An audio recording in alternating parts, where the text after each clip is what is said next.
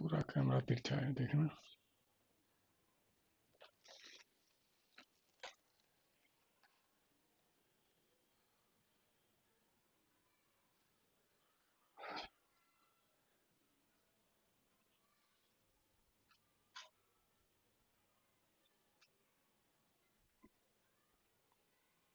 जय हिंद दोस्तों, good evening. क्या आप लोग मुझे सुन पा रहे हैं? कमेंट्स में एक बार जवाब दें।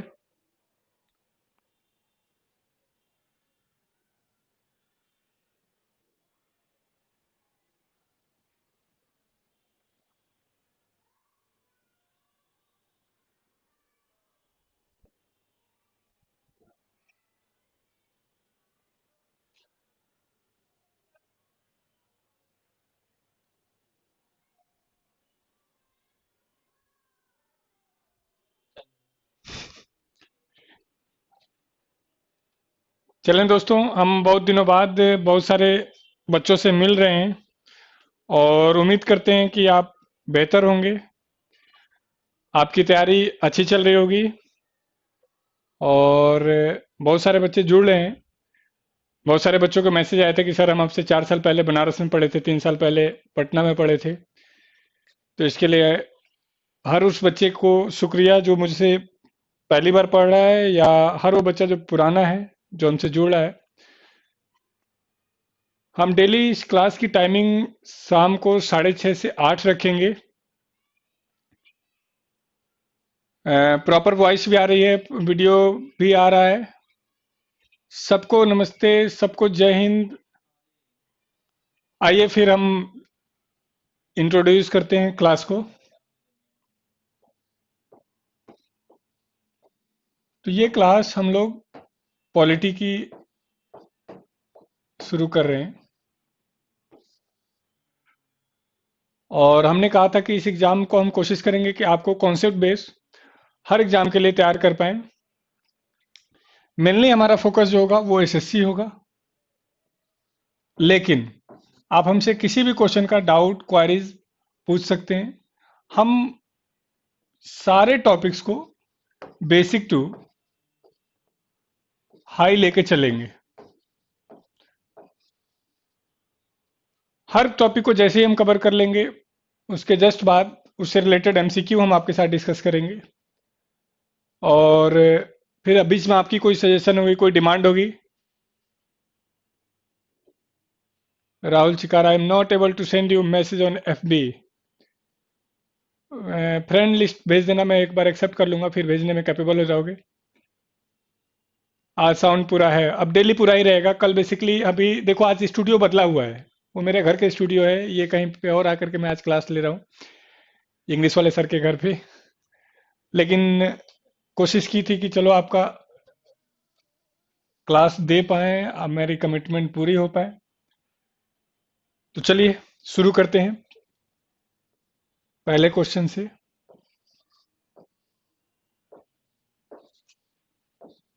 एक क्वेश्चन है, which system is working in India? Bharat में कौन सी प्रणाली कार्य कर रही है? ऑप्शन है डेमोक्रेटिक, लोकतांत्रिक, ऑप्शन है पार्लियामेंट्री, संसदीय, ऑप्शन है रिपब्लिक, गणतंत्र, और ऑप्शन है फेडरल, संघीय। आपने मुझे बताना है कौन सा सिस्टम इंडिया में कार्य कर रहा है।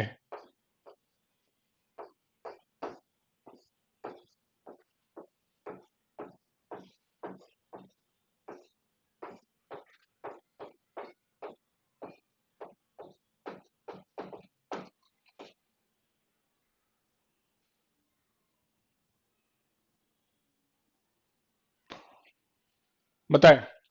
अच्छा, दो तीन बातें क्लास शुरू करने से पहले हम आपको बता दें, आपके मन में जो भी डाउट आएगा आप हमसे पूछ सकते हैं बिना किसी संकोच के, हम आपके हर क्वेश्चन का जवाब देंगे। लेकिन कोशिश क्या करेंगे कि जब मैं वो टॉपिक पूरा कर लूँ उसके बाद उससे रिलेटेड क्वेश्चन पूछें, क्योंकि मैं अपने एक्सपीरियंस से कह रहा हूँ कि आप जहाँ तक सोच सकते हैं वहाँ तक हम ऑलरेडी आपको एक्सप्लेन कर देंगे, वहाँ तक ऑलरेडी हम बता देंगे। उसके बाद आप अपने डाउट को पूछेंगे तो ज़्यादा अच्छा रहेगा, नहीं तो बीच बीच में डिस्टरबेंस होता रहेगा। ऑनलाइन क्लासेस में थोड़ी सी ये दिक्कत रहती है। खैर, दो जवाब आए हैं, लोगों ने कहा है कि फेडरल सिस्टम है, इसके अलावा किसी को जवाब हो मेरे बच्चों? आई एम आस्किंग कि which system is working in India, Bharat में कौन सी प्रणाली कार्य कर रही है? डेमोक्रेटिक लोकतांत्रिक, पार्लियामेंट्री संसदीय, रिपब्लिक गणतंत्रात्मक, और फेडरल संघीय? देवव्रत कह रहे हैं कि all system are working in India, Bharat में सभी प्रणाली कार्य कर रही है। उज्जवल कह रहे हैं कि रिपब्लिक कार्य कर रही है। तो ध्यान से देखा जाए तो all system are working in India, और इसी चारों सिस्टम पर पूरा हमारा कॉन्स्टिट्यूशन का क्वेश्चन होता है एग्जाम में, और हम कोशिश करेंगे कि आज इन्हीं चारों वर्ड को आपके सामने एक्सप्लेन करें। तो आइए पहले क्वेश्चन से शुरू करते हैं। First question is democracy. What is democracy? लोकतंत्र किसे कहते हैं? तो लोकतंत्र का जो सबसे अच्छा डिफिनेशन दिया है मेरे बच्चों, वो दिया है अब्राहम लिंकन ने। अब्राहम लिंकन कहते हैं कि rule by the people, of the people and for the people, जनता का, जनता के द्वारा, जनता के लिए किए गए शासन को हम लोकतंत्र कहते हैं। अब तक का सबसे अच्छा डिफिनेशन माना जाता है। कितने दिन का बैच है? सब क्वेश्चन बाद में आप पूछेंगे इस तरीके का। तो हमने कहा कि rule by the people, of the people and for the people is known as democracy, जनता का, जनता के द्वारा, जनता के लिए किए गए शासन को लोकतंत्र कहते हैं। लेकिन क्वेश्चन यहां से एग्जाम में कवर नहीं होगा। जैसे पहला, डेमोक्रेसी किस भाषा का वर्ड है? तो डेमोक्रेसी मेरे बच्चों ग्रीक भाषा का, यूनानी भाषा का शब्द है, और ये एक वर्ड डेमोक्रेसिया से मिलके बना है। डेमोक्रेसिया में एक वर्ड है डेमोस, और डेमोस का मतलब क्या होता है मेरे बच्चों? तो डेमोस का मतलब होता है पीपल, जनता, और क्रेसिया का मतलब क्या होता है मेरे बच्चों? पावर, शक्ति। तो अब हमसे एग्जाम में पूछ रहे हैं कि what is meaning of democracy, democracy शब्द का अर्थ क्या है? तो डेमोक्रेसी वर्ड का मीनिंग होता है मेरे बच्चों, that is power of people, जनता की शक्ति। तो हमने कहा कि जनता की शक्ति को लोकतंत्र के रूप में डिफाइन किया गया, लेकिन हमने सिर्फ अभी तक एक बात बोली है कि डेमोक्रेसी वर्ड का मीनिंग क्या है। तो हमने कहा कि पावर ऑफ पीपल, जनता की शक्ति को हम लोकतंत्र कहते हैं। अब क्वेश्चन है कि वास्तव में लोकतंत्र होता क्या है, कहते किसे हैं? तो इस बात को समझने के लिए एक पॉइंट देखो। डेमोक्रेसी के पिलर्स कितने हैं? लोकतंत्र के कितने स्तंभ हैं, बता सकते हैं? How many pillars of democracy, लोकतंत्र के स्तंभ कितने हैं?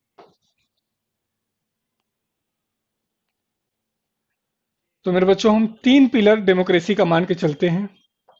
वन इज लेजिस्लेचर, विधायिका,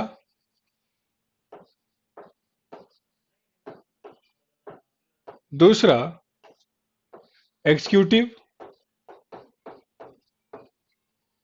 कार्यपालिका,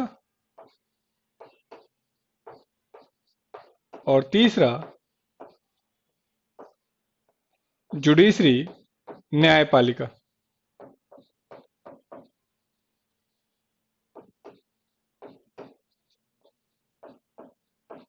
तो हमने कहा there are three pillars of democracy.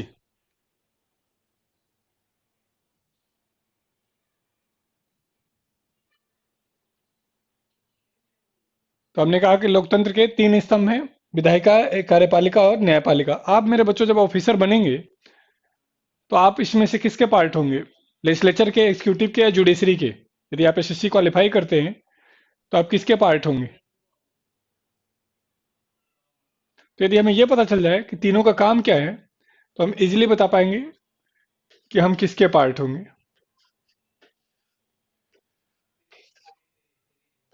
तो पहला है एग्जीक्यूटिव,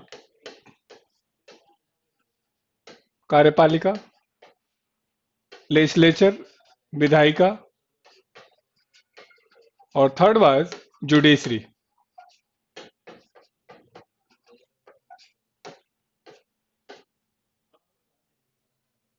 एक जवाब आया है कि हम जुडे एग्जीक्यूटिव के पार्ट होंगे, दो जवाब आए हैं। लेजिस्लेचर का मतलब होता है that is formation of law, विधि का निर्माण। जो हमारे मेंबर ऑफ पार्लियामेंट है, संसद सदस्य हैं या विधायिका स्टेट में है, ये लोग क्या करते हैं? कानून बनाते हैं। एग्जीक्यूटिव क्या करती है? एग्जीक्यूशन ऑफ लॉ, कानून को लागू करवाते हैं। और जुडिशरी एक्सप्लेनेशन ऑफ लॉ, कानून की व्याख्या।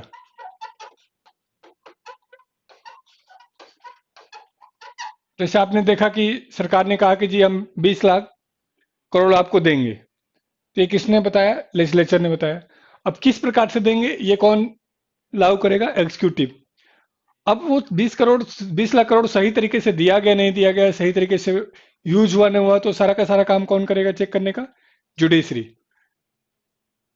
तो कानून बनाना, कानून को लागू करना और उसको जज करना इज अ जुडिशरी। अब आपको मुझे बताना है कि विच वन इज द सुप्रीम, तीनों में सुप्रीम कौन है? एग्जीक्यूटिव, लेजिस्लेचर और जुडिशरी। जल्दी जल्दी जल्दी, तीनों में श्रेष्ठ किसे माना गया? विधायिका को, कार्यपालिका को, न्यायपालिका को? तो मेरे बच्चों, ऑल थ्री आर इक्वल, ये इक्विलेटरल ट्रायंगल की भांति हैं, लेजिस्लेचर, एग्जीक्यूटिव और जुडिशरी। और यही तीनों मिलकर के हमारे डेमोक्रेसी को पॉसिबल बनाते हैं, लोकतंत्र को संभव बनाते हैं। अब यहां से क्वेश्चन समझो। हमारे आपके बीच जिनको थोड़ा बहुत रीजनिंग, जीके, मैथ की नॉलेज है, उनको हम एग्जीक्यूटिव का पार्ट बना देते हैं। जिनको थोड़ा बहुत रीजनिंग, जीके, मैथ के अलावा लॉ की जानकारी है, उनको हम जुडिशरी का लॉ पार्ट बना देते हैं। और जिनको मेरे बच्चों कुछ नहीं आता है, उनको हम लेजिस्लेचर का पार्ट बना देते हैं, विधायिका का। क्या विधायिका के लिए कोई एजुकेशनल डिग्री की डिमांड की गई है? तो जवाब है नहीं। इसी को हमने कहा था rule by the people, of the people and for the people. जनता का, जनता के द्वारा, जनता के लिए किए गए शासन को हम क्या कहते हैं? लोकतंत्र कहते हैं। अब ये एक डिस्प्यूट का मुद्दा हो सकता है कि हमारा मेंबर ऑफ पार्लियामेंट या हमारा रिप्रेजेंटेटिव पढ़ा लिखा हो ना हो, क्योंकि जब संविधान निर्माता संविधान बना रहे थे तो उनका कहना था कि एजुकेशनल क्वालिफिकेशन डिसक्वालिफिकेशन का कारण नहीं बनना चाहिए, इसलिए उन्होंने इसके जगह पर बिना किसी योग्यता के, शैक्षिक योग्यता के भी इनको मौका दे दिया। तो हमने अब तक एक पॉइंट सीखा है कि डेमोक्रेसी क्या है। तो हमने कहा जनता का शासन है, और डेमोक्रेसी वर्ड का मीनिंग क्या है वो बता दिया, और पिलर्स कितने हैं तो हमने बता दिए 3। और फिर हमने पूछा कि तीनों में सुप्रीम कौन है, तो हमने कहा कि तीनों इक्वल है। अब एक last question, which one is known as fourth pillar of democracy? किसे लोकतंत्र का चौथा स्तंभ कहा जाता है? Fourth pillar of democracy. अभी तक हमने कहा कि 3 ही पिलर हैं, लेकिन जब हम पूछे कि स्पेशली फोर्थ पिलर कौन सा है, तो ऐसे में आपको क्या जवाब देना है मेरे बच्चों? मीडिया। मीडिया यदि ईमानदारी से अपना काम करेगी तो लोकतंत्र मजबूत होगा। इसका मतलब क्या है? थ्योरेटिकली हमारे पास 3 पिलर हैं, प्रैक्टिकली हमारे पास फोर्थ पिलर मीडिया के रूप में है।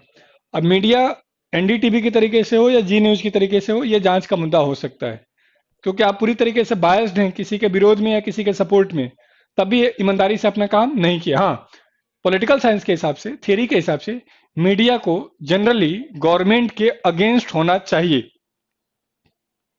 फिर रिपीट कर रहा हूं कि मीडिया को जनरली सरकार के अगेंस्ट होना चाहिए, जनरली। अब वो अगेंस्ट का तरीका क्या हो, ये जांच का मुद्दा है। अब यहां से क्वेश्चन क्या हुआ, how many pillars of democracy, तब आपने जवाब देना है मेरे बच्चों 3, और स्पेशली पूछा था which one is known as fourth pillar, तो आपको जवाब देना है मीडिया। क्लियर है? यानी थियरी के हिसाब से हमें 3 पता चलते हैं और प्रैक्टिकली हम देखते हैं तो 4 पता चलते हैं। इसका मतलब क्या है, कानून क्या बना है कौन बताता है, मीडिया। कानून को कैसे लागू किया गया है कौन बताता है, मीडिया।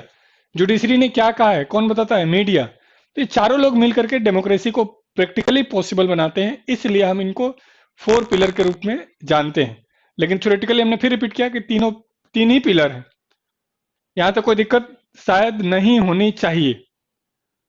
डेमोक्रेसी क्या है, डेमोक्रेसी के कितने पिलर हैं, जनता कैसे शासन करती है, जनता किसके लिए शासन करती है, जनता के शासन के तरीके क्या होते हैं।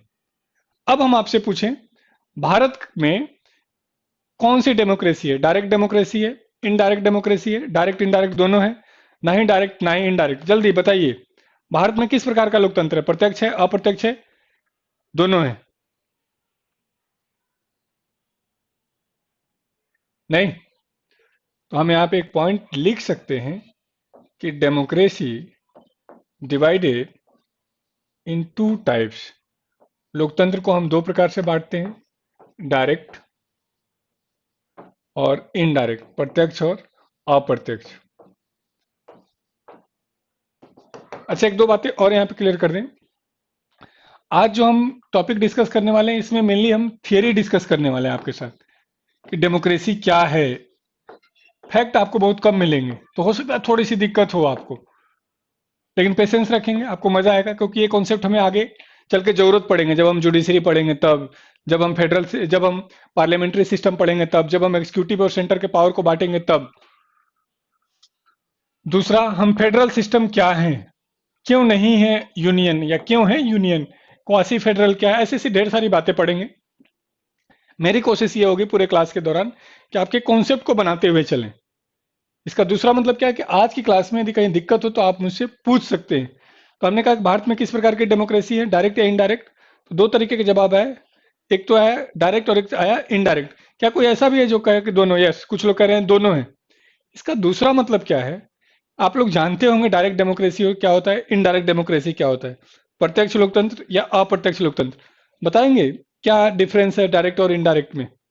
हो सकता है आपको लगता हो कि प्रेसिडेंट का इलेक्शन इनडायरेक्ट होता है इसलिए इनडायरेक्ट सिस्टम है, और मेंबर ऑफ पार्लियामेंट डायरेक्टली चुने जाते हैं इसलिए डायरेक्ट सिस्टम है। यानी आपके डिवीजन का आधार क्या है यहाँ पर, शायद इलेक्शन, चुनाव, या कोई और है? कैसे आप बता रहे हैं कौन सा डायरेक्ट डेमोक्रेसी है या इनडायरेक्ट डेमोक्रेसी है, या दोनों? कोई ना कोई आपको आधार होगा। तो ये जानने के लिए कि आखिर डायरेक्ट डेमोक्रेसी होती क्या है, इनडायरेक्ट डेमोक्रेसी होती क्या है, ये हम समझ जाएंगे, तो उसके बाद हम रिक्वेस्ट फॉरवर्ड कर सकते हैं या बता सकते हैं कि भाई डायरेक्ट है या इनडायरेक्ट है। तो मेरे बच्चों, डायरेक्ट डेमोक्रेसी में 3 विशेषताएं होती हैं। हमने कहा प्रत्यक्ष लोकतंत्र में 3 विशेषताएं होती हैं। एक होता है इनिशिएटिव,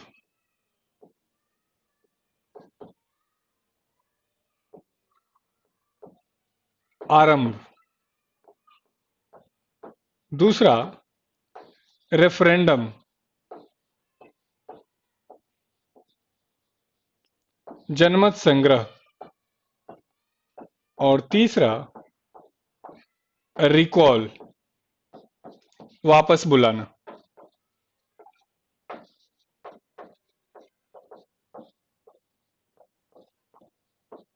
यदि किसी देश में तीनों विशेषताएं पाई जाएंगी तो हम ऐसे देश को डायरेक्ट डेमोक्रेसी कहेंगे। एक बार हम सीखते हैं इसको। मेरे बच्चों, हम सभी को अपने देश के संविधान पे गर्व है, प्राउड है। हम सब खुशी महसूस करते हैं कि हम एक ऐसे देश में जहां हमारे पास विश्व का सबसे बड़ा संविधान है, एक ऐसे देश में जहां हम किसी को गाली दे सकते हैं, एक ऐसे देश में जहां हम कुछ भी बोल सकते हैं, एक ऐसे देश में जहां लॉकडाउन में भी हम घूम सकते हैं, कोई पूछने पाछने वाला नहीं।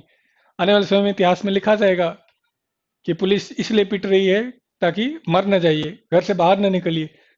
तो ये क्या हमें हमारे संविधान से कोई शिकायत है? मान लीजिए ईश्वर ने आपको मौका दे दिया राष्ट्रपति बनने के लिए, आपको पीएम बनने के लिए, और आपको मौका दिया कि लाओ संविधान में एक परिवर्तन करो, तो आप क्या परिवर्तन करना पसंद करेंगे? मतलब एक सजेशन जो आपसे मैं पूछूं, जिसको आप चेंज करना चाहते हैं? बताएंगे एक ऐसा जो आप संविधान में परिवर्तन करना चाहते हो।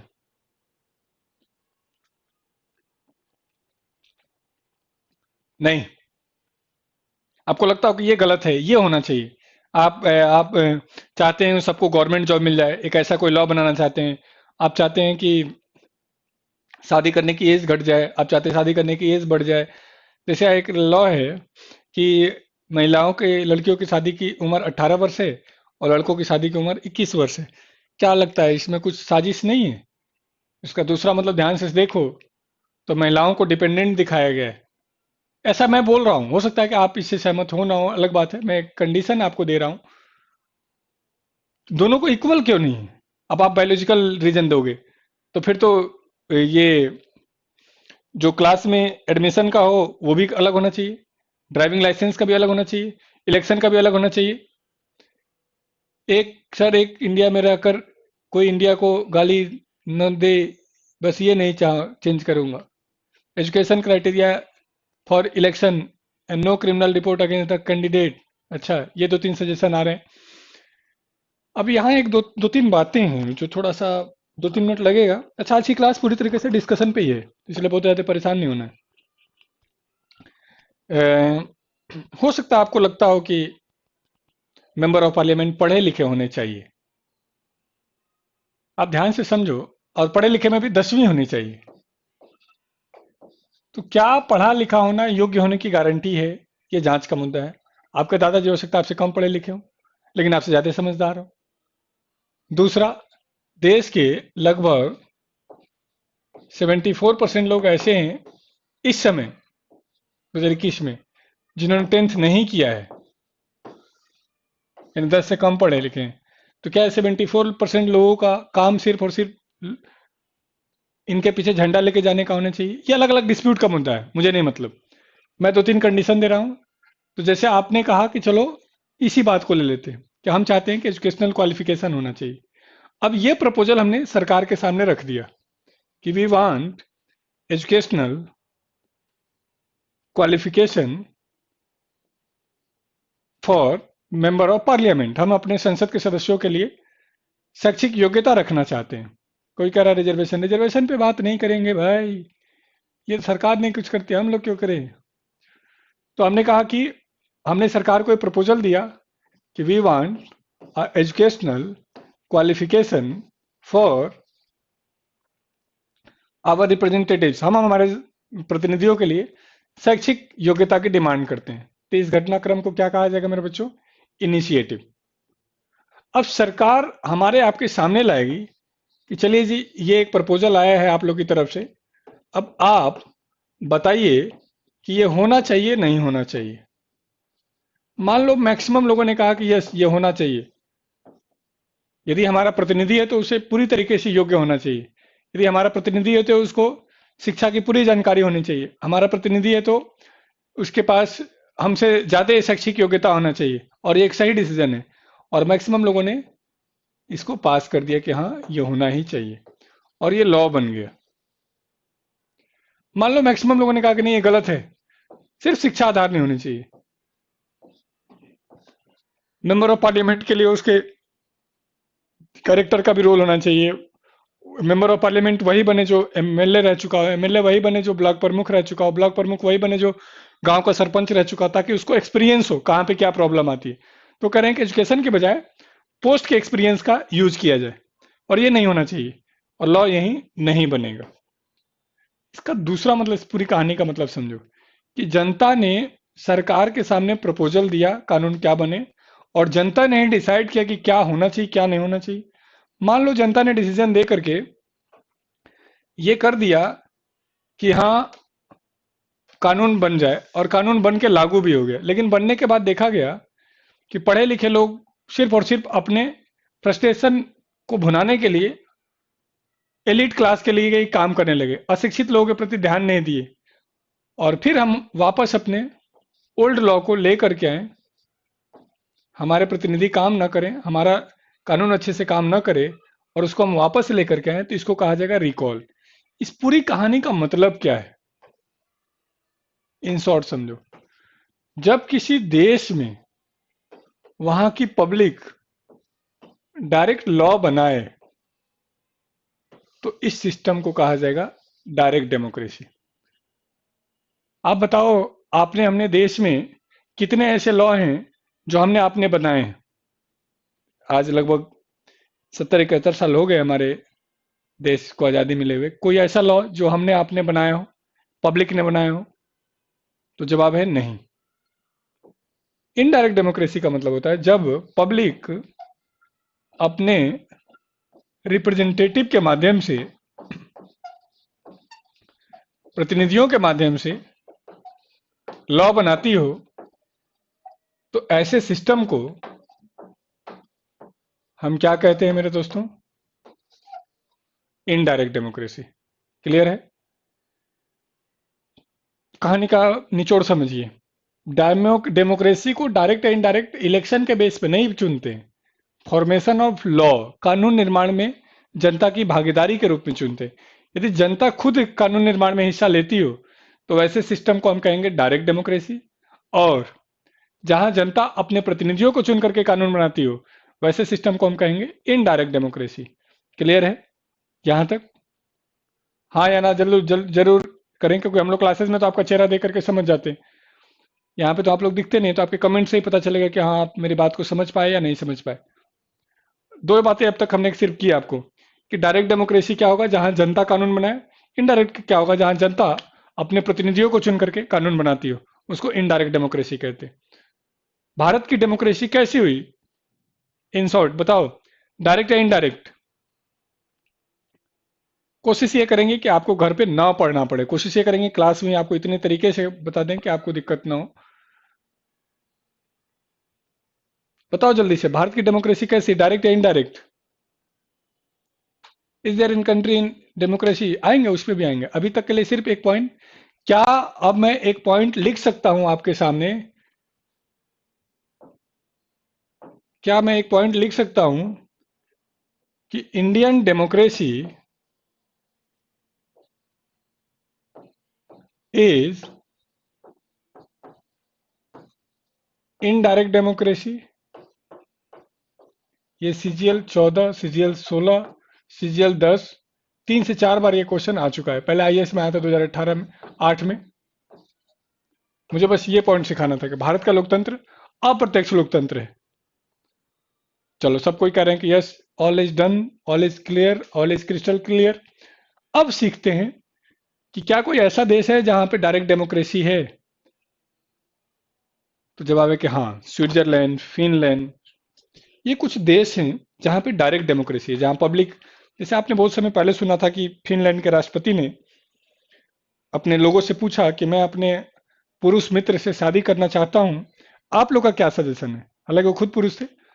तो वहां की जनता ने कहा कि आपका पर्सनल मैटर है, आप चाहें तो शादी करें, हमें कोई दिक्कत नहीं है, ये आपका पर्सनल मैटर है, आप कंफर्ट है, आप कीजिए। लेकिन भारत जैसे देश में ये मुद्दा आ जाता तो अरे तुम हमारा कल्चर खराब करोगे, तुम्हारे जैसे लोगों की वजह से हमारे देश का नाम बर्बाद हो रहा है। मतलब हम एक पर्सनल और सोशल लाइफ को अलग अलग करके नहीं देख पाते हैं। खैर, तो हमने कहा स्विट्जरलैंड, फिनलैंड जैसे देश जो हैं डायरेक्ट डेमोक्रेसी के एग्जाम्पल हैं, और भारत इनडायरेक्ट डेमोक्रेसी का एग्जाम्पल है। अब एक लास्ट और बेसिक सा क्वेश्चन इस टॉपिक से, विच वन इज बेस्ट, डायरेक्ट या इनडायरेक्ट, कौन सा अच्छा है? प्रत्यक्ष लोकतंत्र अच्छा है या अप्रत्यक्ष लोकतंत्र अच्छा है आपके हिसाब से? जल्दी जल्दी जल्दी, कौन सा होना चाहिए? डायरेक्ट डेमोक्रेसी होनी चाहिए या इनडायरेक्ट होनी चाहिए? कुछ लोग कह रहे हैं इनडायरेक्ट। चलो, अब एक पॉइंट सीखते हैं। वाई गवर्नमेंट, हम सरकार क्यों चुनते हैं? ये एक बेसिक सा क्वेश्चन है। जैसे कई बार आप सरकार की बुराई कर रहे होते हैं, सरकार की तारीफ कर रहे होते हो, मैं सोशल मीडिया पे देखता हूँ आपको, मैं कुछ गलत लिखूं तब, सही लिखूं तब, एक ग्रुप बना हुआ है, वो उसके हिसाब से कमेंट करता है। लेकिन जब मैं उससे बेसिक क्वेश्चन पूछता हूँ, जैसे आप सभी यूथ हैं, ईश्वर ने चाहा तो आप सब देश संभालेंगे, कुछ लोग आप में से देश संभाल भी रहे हैं, कुछ अच्छे पदों पे जाएंगे आप। तो मेरा एक बेसिक सा क्वेश्चन है, वाई गवर्नमेंट, सरकार क्यों? कुछ लोग कह रहे हैं कि rule more direct is wrong. वो अब क्वेश्चन उस पर बाद में आएंगे। पहले ये बताओ कि सरकार क्यों चुनते हैं। तो अब सुनो, सरकार चुनते हैं दोस्तों हम, ताकि हम घर से निकले तो वापस घर पहुंच पाए। इसके लिए कानून व्यवस्था सरकार मेंटेन करे।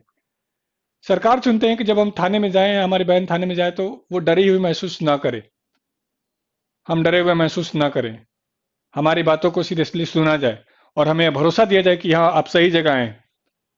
सरकार इसलिए चुनी जाए ताकि आपका बच्चा, आपका भाई स्कूल में पढ़ने जाए तो आपको खुशी हो कि उसको इतने अच्छे से पढ़ाया जा रहा है कि उसका भविष्य बेहतर होगा। आप हॉस्पिटल में जाएं तो आपको यकीन हो कि आपका इलाज डॉक्टर ही कर रहा है। यदि ध्यान से देखो तो ये सारे काम उल्टा हो रहे हैं। थाने में बैठा हुआ पुलिस वाला ढूंढ रहा है कि एक बार फंसो तो, हॉस्पिटल में बैठा हुआ डॉक्टर कि एक बार आओ तो, हम टीचर्स कि एक बार पढ़िए तो ये सारा का सारा क्या है, ये सिस्टम ठीक से चले इसके लिए हम गवर्नमेंट चुनते हैं। किसके लिए? पब्लिक के लिए, ताकि मैं अपनी जीविका को ठीक से चला पाऊं। मैं ही यदि लॉ बनाने लगा, मैं ही इन सब चीजों में उलझ गया, तो मैं अपने पर्सनल लाइफ को एंजॉय नहीं कर पाऊंगा, पर्सनल लाइबिलिटी को पूरा नहीं कर पाऊंगा। तो इसके लिए हम लोगों ने क्या किया, सरकार चुना। अब सरकार हमने चुना और सरकार को ही ये काम करना चाहिए। अच्छे से हो रहा नहीं हो रहा ये बात की बात है, अच्छी सरकार नहीं पूछा हमने, हमने पूछा है सरकार क्या करती है। तो हमने कहा कि सरकार का मतलब है कि मेरे आसपास का एनवायरनमेंट ऐसा हो कि मैं सुरक्षित महसूस करूं, मेरी जरूरतों के लिए मुझे दिक्कत महसूस ना करना पड़े। क्लियर है? एक तो बात समझ पाए होंगे। तो हमने क्या किया कि हमने अपने लाइफ को ठीक बनाने रखने के लिए अपने बीच के कुछ लोगों को, जिन पे हमें भरोसा है, जिन पे हम 500 रुपया और जाति धर्म के नाम पर चुन करके भेज देते हैं। हालांकि हम कहते जरूर हैं कि हमें भरोसा है, लेकिन हम जानते हैं कि हम, हमारे देश में नेता नहीं, हम जीजा चुन रहे होते हैं। खैर, तो हमने कहा कि हम अपने बीच से कुछ योग्य लोगों को चुन करके कानून निर्माण के लिए भेज देते हैं, ताकि हम अपने पर्सनल लाइफ को एंजॉय कर सके। इस सोच से इनडायरेक्ट डेमोक्रेसी अपनाई गई। एक तो ये हुआ।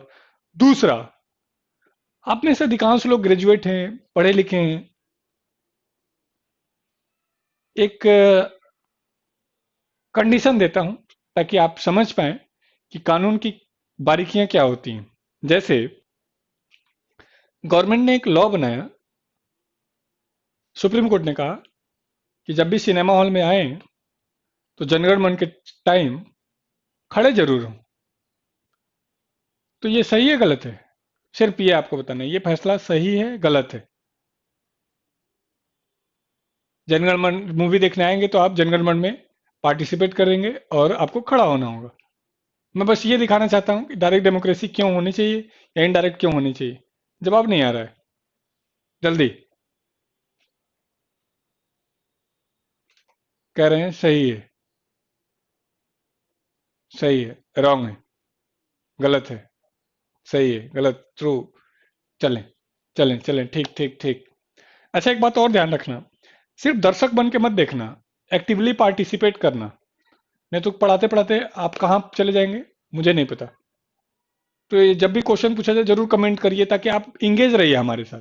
क्लासेस में तो हम आपको कर लेते हैं, लेकिन यहाँ पर थोड़ा सा प्रॉब्लम रहता है।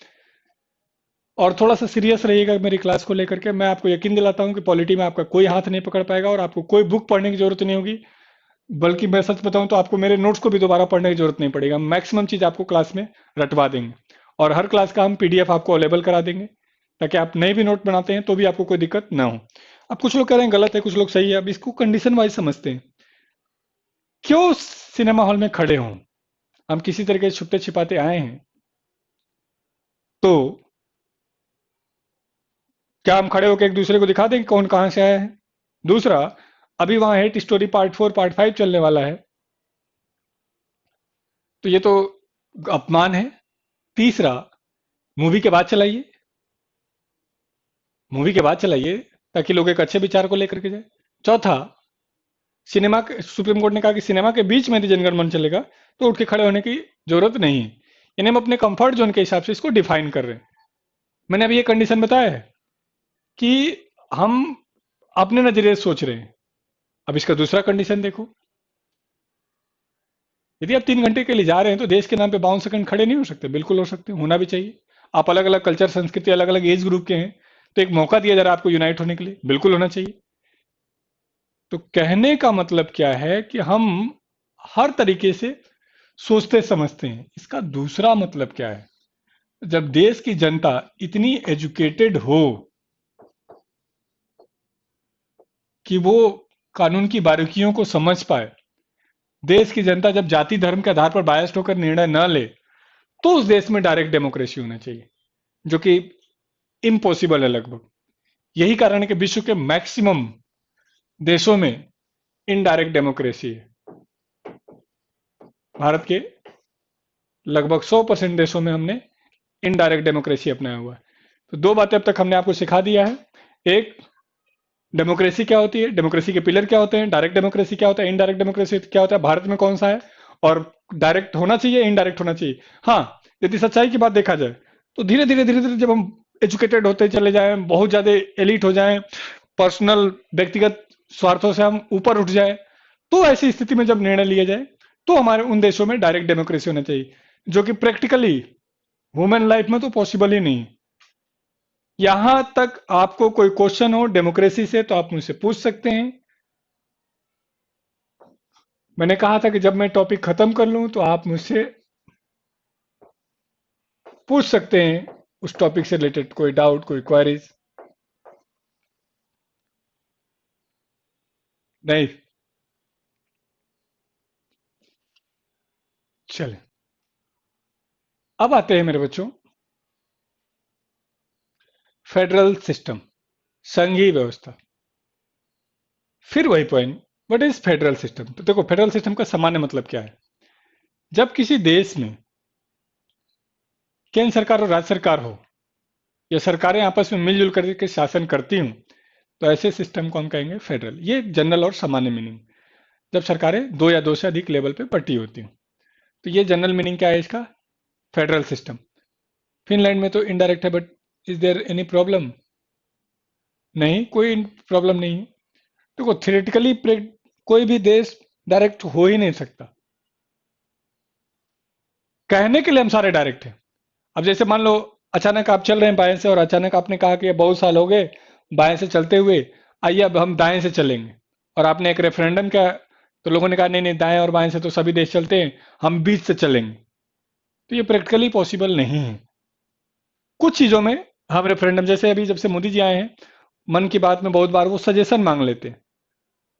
उन्होंने अपने माई गवर्नमेंट करके कुछ वेबसाइट है, उस पर भी कहा है कि आप चाहें तो डायरेक्ट डेमोक्रेसी में इलेक्शन कैसे होगा।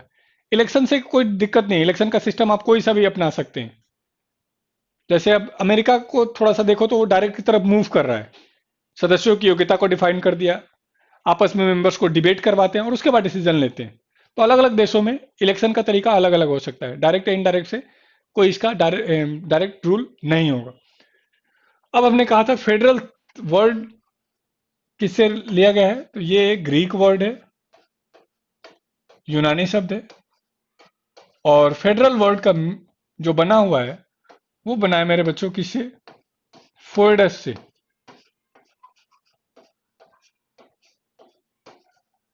फोइडस। और फोइडस का मतलब क्या होता है मेरे बच्चों? दैट इज एग्रीमेंट, समझौता, संधि। जब सरकारें आपस में समझौता और संधि करके पावर को बांटती हैं, तो ऐसे सिस्टम को हम क्या कहते हैं? फेडरल सिस्टम कहते हैं। कि आइए ये काम आप कर लीजिए, ये काम हम कर ले, तो ऐसे सिस्टम को हम क्या कहते हैं? Federal system, direct democracy, sorry, संघीय व्यवस्था कहेंगे। ये एग्रीमेंट दो तरीके से देशों के बीच हो सकता है। एक, यूनिटी बेस्ड, यहां से भी खूब क्वेश्चन है, एकता पर आधारित। और दूसरा मेरे बच्चों, डिस्क्रिमिनेशन, विभेदन पर आधारित। डिस्क्रिमिनेशन, विभेदन। यूनिटी का मतलब क्या है?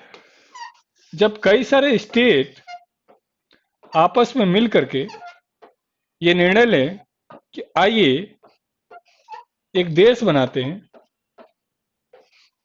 तो इसको हम कहेंगे यूनिटी बेस्ड फेडरल सिस्टम, जैसा कि अमेरिका में हुआ।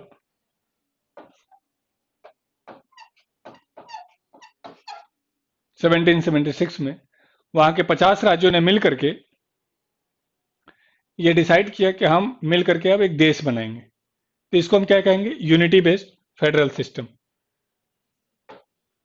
डिस्क्रिमिनेशन में क्या होता है, जब कोई देश अपनी सुविधाओं के लिए कई सारे स्टेट बना ले, तो ऐसे सिस्टम को हम क्या कहेंगे, डिस्क्रिमिनेशन मेथड। ऐसा करने वाला वर्ल्ड का पहला कंट्री कौन था, कनाडा, 1867 में। मैंने कहा कि जब राज्य सरकारें मिलकर के कोई एग्रीमेंट करें तो ऐसे सिस्टम को हम क्या कहेंगे, यूनिटी बेस्ड। और जब कोई देश अपनी सुविधाओं के लिए स्टेट बना ले तो ऐसे सिस्टम को हम क्या कहेंगे, डिस्क्रिमिनेशन बेस्ड सिस्टम कहेंगे। क्लियर है, क्या यहां तक कोई दिक्कत?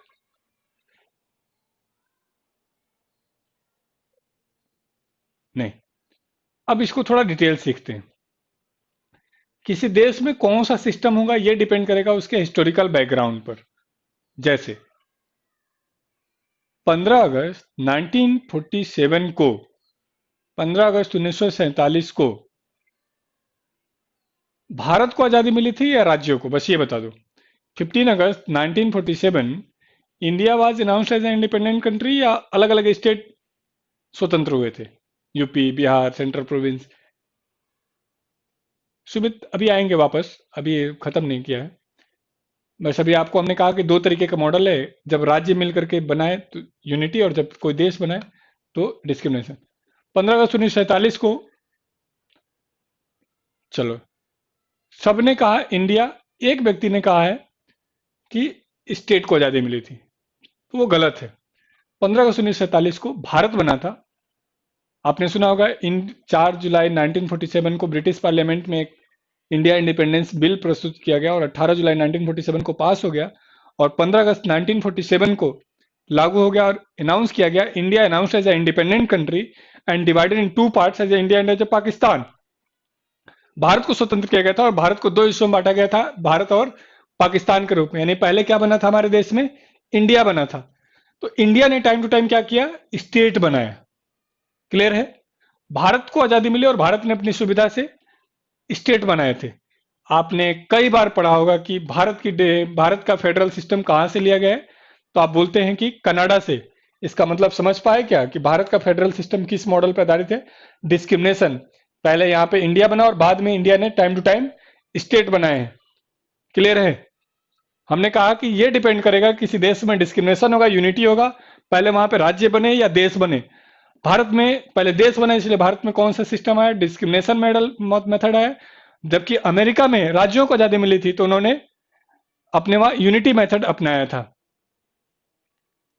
वायसराय वाला टॉपिक कब होगा, ये निकम्मे, अभी ये सब फालतू बात नहीं है। जो टॉपिक पढ़ा है उस पर सब पढ़ाएंगे आगे चल के। हमने कहा कि भारत ने कौन सा सिस्टम अपनाया है, डिस्क्रिमिनेशन मॉडल अपनाया है। कोई दिक्कत यहां तक नहीं होनी चाहिए। चलो 2 क्वेश्चन तैयार कर दिया हमने। भारत का फेडरल सिस्टम कहां से लिया है, कनाडा से। भारत का फेडरल सिस्टम किस पर आधारित है, डिस्क्रिमिनेशन पर। यहां तक कोई दिक्कत नहीं होनी चाहिए। अब एक दूसरा पॉइंट सीखो, इस चीज को और अच्छे से समझना है। व्हाट इज गवर्नमेंट, सरकार कौन है, किसे कहते हैं सरकार? तो सरकार वो होती है जिसके पास पावर होता है, शक्ति होती है। क्लियर है, क्योंकि विदाउट पावर हम किसी लॉ को एग्जीक्यूट नहीं कर सकते। अब शक्तियां लिमिट होती हैं या अनलिमिटेड होती हैं? पावर्स आर लिमिटेड और अनलिमिटेड। तो पावर्स आर ऑलवेज, नवीन सब बताएंगे। मैंने बोला था जब तक टॉपिक खत्म ना हो तब तक आप इस पे क्वेश्चन नहीं पूछेंगे। चलो आप उसी पॉइंट पे आ रहे हैं, बस जल्दी बताओ, पावर लिमिटेड होते हैं अनलिमिटेड होते हैं? पावर लिमिटेड होते हैं या अनलिमिटेड? तो पावर मेरे बच्चों हमेशा क्या होते हैं, लिमिटेड होते हैं। अब ये पावर बंटना है किसके किसके बीच, सेंटर और स्टेट के बीच। यहां पे कौन आया था सरकार बनाने के लिए, स्टेट आए थे। तो पावर किसने बांटा? स्टेट ने। किसको दिया? सेंटर को। यहां पे पावर किसने किसको दिया है? यहां सेंटर ने दिया है स्टेट को। अब सोच के बताइए, जब आप जब आप किसी को पावर देंगे जब आप किसी को पावर देंगे तो खुद को ज्यादा पावर में रखेंगे या सामने वाले को? तो मेरे बच्चों, जब आप किसी को पावर देंगे तो खुद को ज्यादा पावर में रखेंगे। यही कारण है कि इस वाले मॉडल में ज्यादा पावर में कौन है? स्टेट। और जब ये चाहेंगे मोर देन 50% स्टेट मिल करके यूनाइटेड स्टेट ऑफ अमेरिका को डिसॉल्व कर देंगे। और इस वाले पावर सिस्टम में कौन ज्यादा पावर में होगा? सेंटर। आप देख लो भारत में कौन ज्यादा पावर में है। सेंट्रल गवर्नमेंट के सामने स्टेट की चलेगी क्या? आज भी ममता बनर्जी कह रही थी कि हमें कुछ नहीं दिया गया, हमारी वैल्यू नहीं है। अरे हमारा कॉन्स्टिट्यूशन ऐसा कुछ देता ही नहीं है। जो चाहेंगे तो देंगे, चाहेंगे तो नहीं देंगे, क्योंकि हम पर तुम डिपेंड हो। तो यहाँ से दो कॉन्सेप्ट हमने सीख लिए। क्या अमेरिका जैसे देशों में ज्यादा पावर में कौन है? स्टेट है। और क्यों? किसी ने पूछा क्या स्टेट अलग हो सकते? तो देख लो, जो चाहेंगे। शर्त यह है कि मेजोरिटी होनी चाहिए। और इस वाले सिस्टम में ज्यादा पावर में कौन होगा? सेंटर। क्योंकि पावर का डिवीजन या से किसने किया है? सेंटर ने। तो हमने अब तक दो बात यहां पे सिखा दी कि डिस्क्रिमिनेशन में क्या डिफरेंस होता है, यूनिटी में क्या डिफरेंस होता है। डिस्क्रिमिनेशन में ज्यादा पावर में कौन होगा, यूनिटी में कौन ज्यादा पावर में होगा। किसी देश में यूनिटी होगी या डिस्क्रिमिनेशन होगा। और एक क्वेश्चन और फैक्चुअली देखो, विश्व में सबसे पहले फेडरल सिस्टम लाने वाला देश कौन सा हो जा रहा है? यूएसए। चलो नेक्स्ट क्वेश्चन की तरफ चलते हैं। अब ये यहां तक कोई दिक्कत हो, यहां पे आप कोई क्वेश्चन पूछ लीजिए। अभी भारत से नहीं, सिर्फ यूनिटी, डिस्क्रिमिनेशन, फेडरल, इस पे अभी कोई क्वेश्चन पूछना हो तो यूनिटी और डिस्क्रिमिनेशन में ये क्लियर हो तो बिल्कुल जल्दी जल्दी बताएं और आगे चलेंगे हम। चल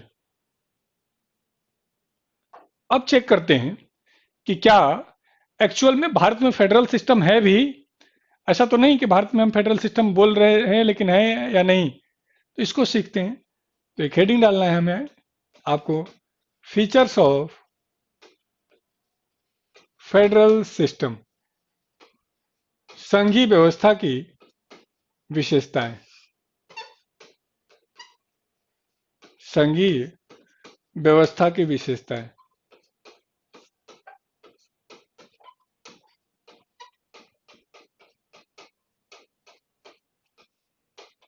क्या क्या फीचर्स है फेडरल सिस्टम के।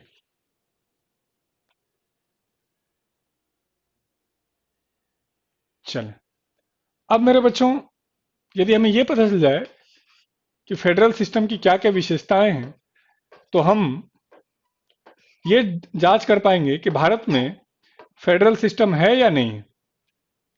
तो चलो लास्ट पेज पे ही चलते हैं। लास्ट पेज के हिसाब से तुमको ये बात समझ में आ गई होगी कि फेडरल सिस्टम में पावर डिवाइड होगा। अब पावर का डिवीजन होगा। तो पहला पॉइंट, डिवीजन ऑफ पावर, शक्तियों का बंटवारा। शक्तियों शक्तियां बटेंगी।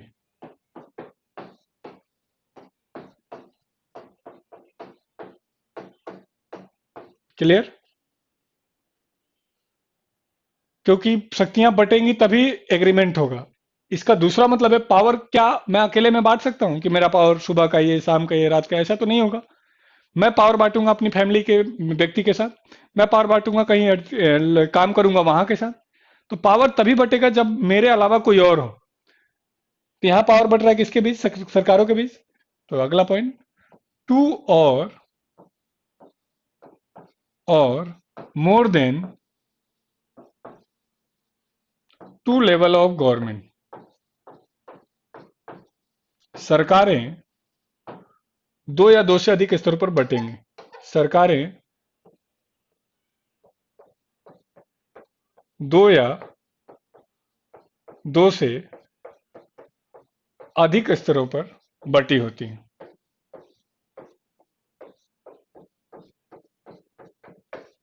पर बटेंगे।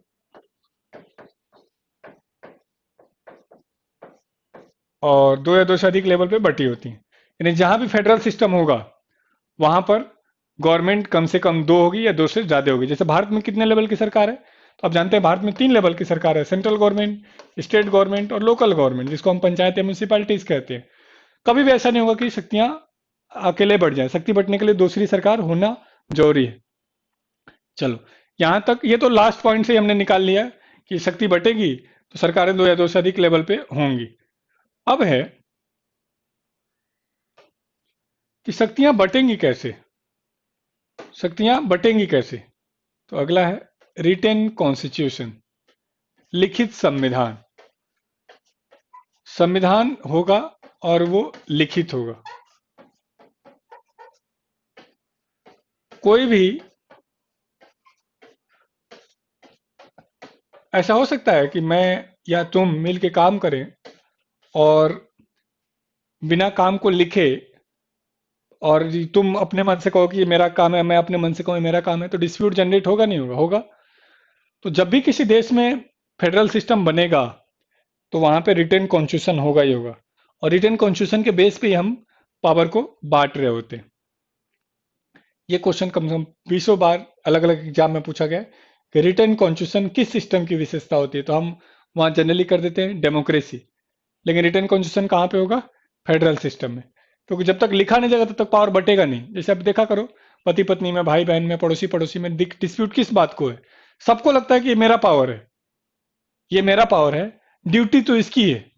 अब जब मेरा पावर है, ड्यूटी इसकी है, तो मेरे और उसके बीच में डिस्प्यूट होने के चांसेस हैं। यदि क्लियर लिख दिया जाता कि भाई ये तुम्हारी पावर है और ये तुम्हारी ड्यूटी है, तो डिस्प्यूट के चांसेस कम हो जाते। तो इसीलिए जहां भी फेडरल सिस्टम होगा वहां रिटेन कॉन्स्टिट्यूशन होगा ही होगा। अब एक पॉइंट और, कॉन्स्टिट्यूशन मेरे बच्चों दो तरीके का होता है, एक होता है रिजिड और एक होता है फ्लेक्सिबल, कठोर और लचीला। रिजिड कॉन्स्टिट्यूशन का मतलब होता है which is difficult to change, जिसमें परिवर्तन करना मुश्किल हो। और फ्लेक्सिबल का मतलब होता है which is easy to change, जिसमें परिवर्तन करना आसान हो।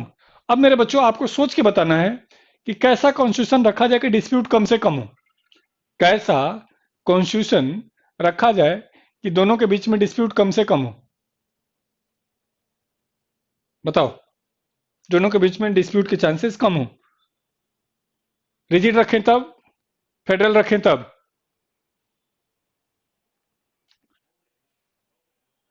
कह रहे हैं कि क्लास रुक रुक के चल रही है, क्या बाकी लोगों के साथ भी ये प्रॉब्लम आ रही है या सिर्फ इनके वहां ही आ रही है?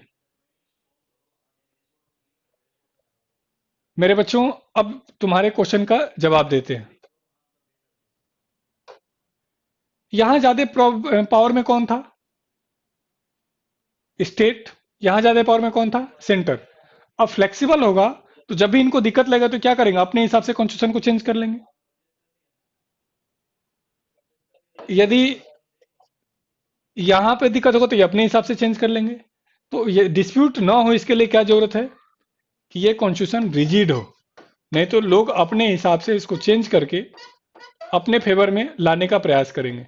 एक बार क्लियर लिख दीजिए ना कि ये आपका काम है और ये मेरा काम है। बार बार चेंज करने का यदि मौका मिला तो आप ज्यादा पावर में तो आप अपने हिसाब से चेंज कर लेंगे, मैं ज्यादा पावर में तो मैं अपने हिसाब से चेंज कर लूंगा। आप देख लो, भारत में एक जीएसटी लागू करना था, यदि वो फ्लेक्सिबल कॉन्स्टिट्यूशन का एग्जाम्पल होता भारत का संविधान, तो कभी का सरकार लागू कर ली होती। तो हमारे कॉन्स्टिट्यूशन में कुछ है रिजिड, कुछ है कॉन्स्टिट्यूशन, कुछ है फ्लेक्सिबल, वो बात की बात है। मैंने कहा कि दोनों के बीच में डिस्प्यूट कम से कम हो, इसके लिए जरूरी है कि रिजिड कॉन्स्टिट्यूशन हो, नहीं तो सरकारें अपने हिसाब से चेंज करने में चेंज करने का प्रयास करेंगे। चार बातें हमने अब तक सिखाई हैं। शक्तियों का बंटवारा होगा, 2 या 2 से अधिक लेवल की सरकार होगी, तीसरा रिटेन कॉन्स्टिट्यूशन होगा और चौथा रिजिड कॉन्स्टिट्यूशन होगा। ये ध्यान रखने वाली बात है, तीसरा और चौथा लिखित भी होना चाहिए और रिजिड भी होना चाहिए, नहीं तो सरकार अपने हिसाब से मिसयूज करेगी। पांचवें पॉइंट पे चलते हैं। अब मेरे बच्चों सोच के बताओ, कानून किस पे लागू होना है, तो कानून लागू होना है सेंटर पे और कानून लागू होना है स्टेट पे, यानी दोनों पे लागू होना है। तो कानून बनाए कौन, दोनों बनाए या सिर्फ सेंटर बनाए या सिर्फ स्टेट बनाए? तो दोनों पे लागू होना है तो दोनों को मिलकर बनाना चाहिए। तो दोनों को मिलकर बनाना है तो इसको क्या कहते हैं, इसको कहते हैं बाई कैमरल लेजिस्लेचर, द्विसदनी विधायिका। जिस भी देश में फेडरल सिस्टम होगा वहां बाइकैमरल सिस्टम होगा। बाइकैमरल जैसे इंडिया में क्या है, लोकसभा और राज्यसभा, यानी दो हाउस होगा ही होगा, एक राज्यों को रिप्रेजेंट करने वाला हाउस और एक सेंटर को रिप्रेजेंट करने वाला हाउस। तो हमने कहा कि जहां भी फेडरल होगा एक उसकी विशेषता में से एक विशेषता होगी, बाइकैमरल लेजिस्लेचर होगा, द्विसदनी होगा ही होगा। और अगला, कई बार मेरे बच्चों सेंटर और स्टेट के बीच में किसी बात को लेकर डिस्प्यूट हो जाएगा, तो ये डिस्प्यूट कौन सॉल्व करेगा, सुप्रीम कोर्ट या कोई दूसरा देश। मैंने कहा कई बार सेंटर और स्टेट के बीच में किसी बात को लेकर डिस्प्यूट हो जाएगा, विवाद हो जाएगा, तो विवाद सुलझाने की जिम्मेदारी किसको दें, किसी तीसरे देश को दे दें या जुडिशरी को दें। तो यह होगा जुडिशरी। तो एक सातवीं छठी विशेषता होती है इंडिपेंडेंट जुडिशरी, ऐसे समझो। अब जुडिशरी को देंगे, अब जुडिशरी किसके कंट्रोल में होगी, जुडिशरी किसके कंट्रोल में, सेंटर के स्टेट के। यदि सेंटर के कंट्रोल में होगी तो सेंटर का फेवर लेगी, स्टेट के कंट्रोल में होगी तो स्टेट का फेवर लेगी। तो जुडिशरी किसी के प्रति बायस्ड न हो, इसके लिए क्या करना होगा, इंडिपेंडेंट जुडिशरी बनाने होंगे, स्वतंत्र न्यायपालिका बनानी होगी।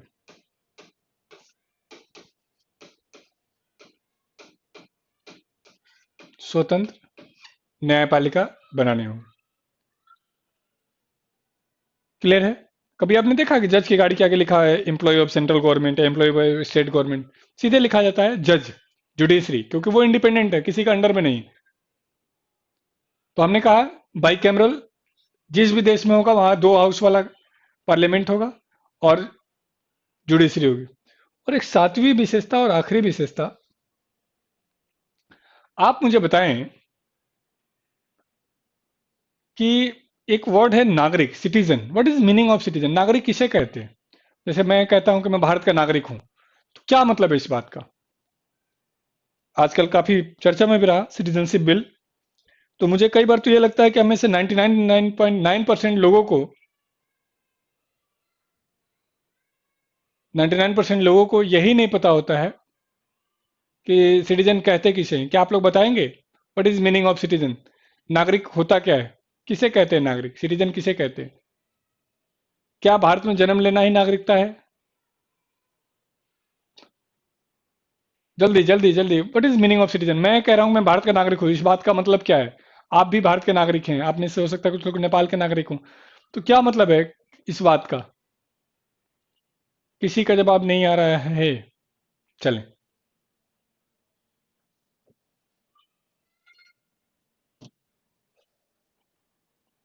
तो नागरिक का मतलब होता है born in India, right to vote, यानी मैं 18 साल का नहीं होऊंगा तब तक मैं नागरिक नहीं हूं, है ना।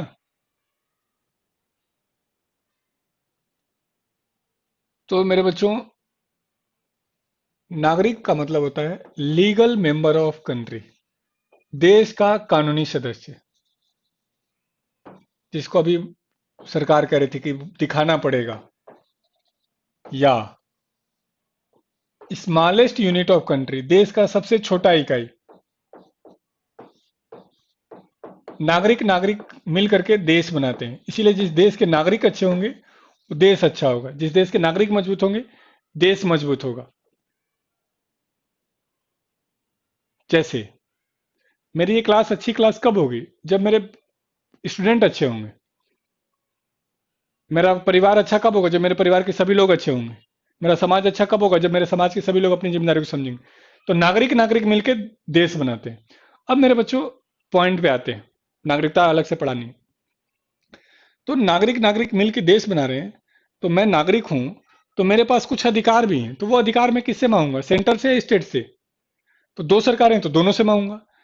अब मैं नागरिक हूं तो मेरे कुछ ड्यूटी भी हैं, तो ड्यूटी किसके प्रति होगी, सेंटर के प्रति या स्टेट के प्रति या दोनों के प्रति। तो सिंपल सी बात है, दोनों के प्रति। तो ऐसे सिस्टम को हम कहते हैं मेरे बच्चों, जहां पर सेंटर के प्रति नागरिक अपनी जिम्मेदारियों को कहते हो और स्टेट के प्रति अपनी जिम्मेदारियों को कहते हो, तो उसको कहते हैं डुअल सिटीजनशिप, दोहरी नागरिकता।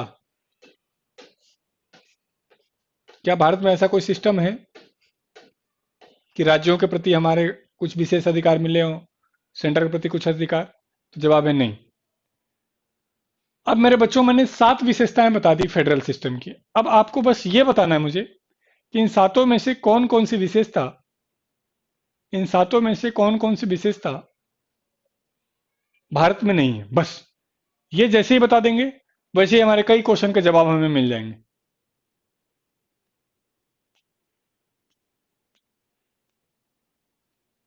भारत में कौन कौन सी विशेषता नहीं है?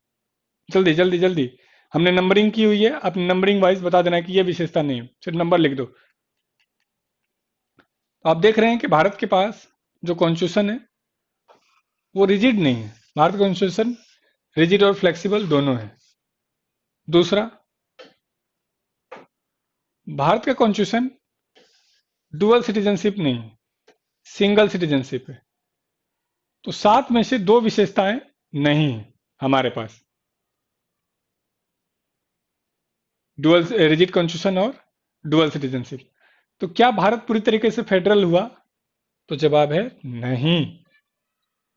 अब एग्जैक्ट पॉइंट पे आते हैं, और एग्जैक्ट पॉइंट क्या है? इंडियन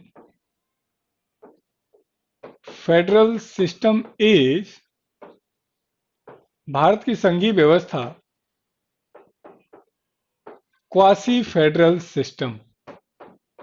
भारत की संघीय व्यवस्था अर्ध संघीय व्यवस्था है, क्वासी फेडरल सिस्टम। भारत की संघीय व्यवस्था अर्ध संघीय व्यवस्था है। कम से कम 50 बार ये तुम्हारे एग्जाम में आया है कि भारत का फेडरल सिस्टम कैसा है, क्वासी फेडरल। हमने तुमको ये सिखा दिया मेरे बच्चों कि हम आइडेंटिफाई कैसे करेंगे कि भारत में फेडरल है नहीं है। दूसरा, भारत क्यों फेडरल पूरी तरीके से नहीं है, क्यों उसको हम क्वासी फेडरल करें। तो इसकी अधिकांश विशेषताएं फेडरल वाली हैं, लेकिन कुछ विशेषताएं नहीं। और दूसरा क्वेश्चन आता है कि फेडरल वर्ड कॉन्स्टिट्यूशन में कहां पर है फेडरल शब्द? तो अभी हमने सीखा जब फेडरल है ही नहीं तो फेडरल वर्ड होगा, तो जवाब है नहीं। तो federal word is not mention in our constitution. हमारे संविधान में संघीय व्यवस्था का जिक्र नहीं है। चलो, तीसरा, तो भारत को किस रूप में डिफाइन किया गया है? तो कॉन्स्टिट्यूशन के आर्टिकल 1 के अनुसार इंडिया मीन्स भारत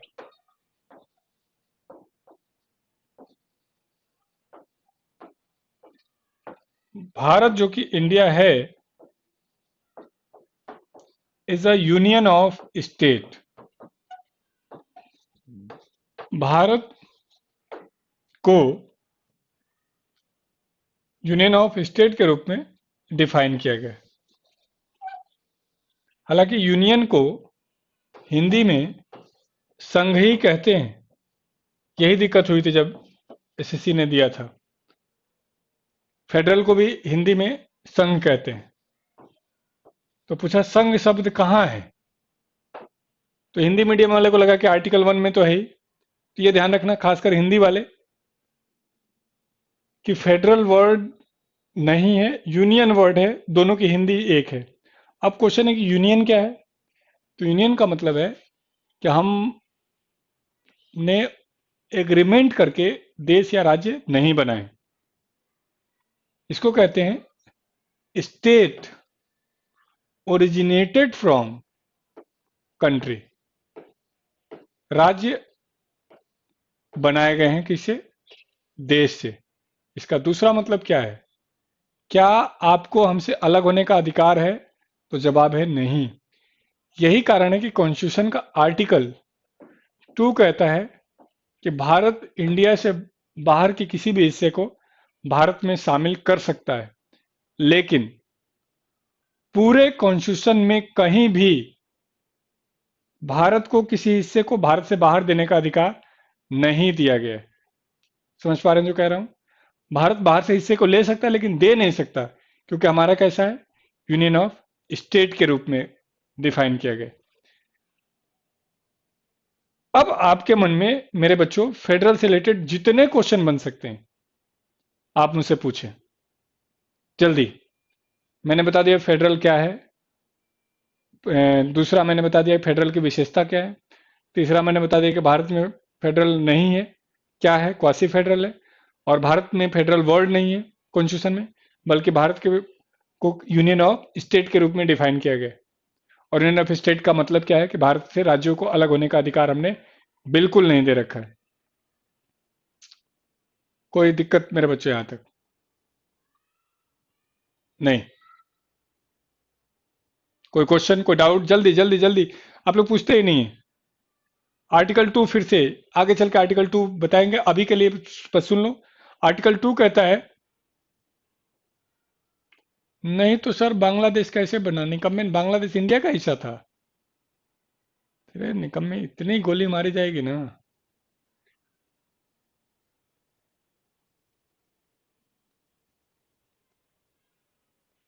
अमित यादव आपसे पूछे कुछ, अरे कुछ भी पूछो मेरे भाई। तो अभी हमने, कपिल कह रहे कि आप, देवव्रत कह रहे आपने बोला था कि सब कुछ, बोला था कि सब कुछ है। अरे निकम्मे, थियोरेटिकली फेडरल क्या है क्यों है उसी को समझाने के लिए तो यहां तक आए हैं। अमेरिका में फेडरल है बट कॉन्स्टिट्यूशन रिटर्न नहीं है, निकम्मे इतनी गोली मारी जाएगी। अमेरिका का कॉन्स्टिट्यूशन रिटर्न नहीं है? कोई पास में हो तो बोल, तुझे एक दो थप्पड़ मारे।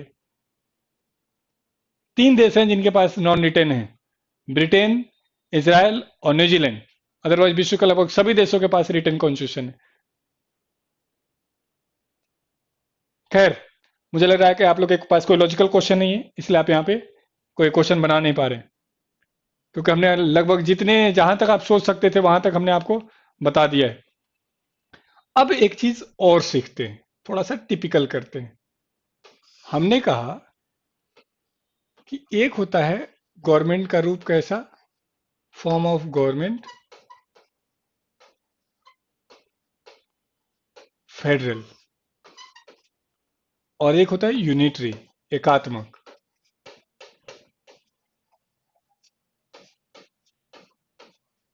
यदि फेडरल समझ गए हैं तो यह हम 1 मिनट में समझाने में कैपेबल हो जाएंगे।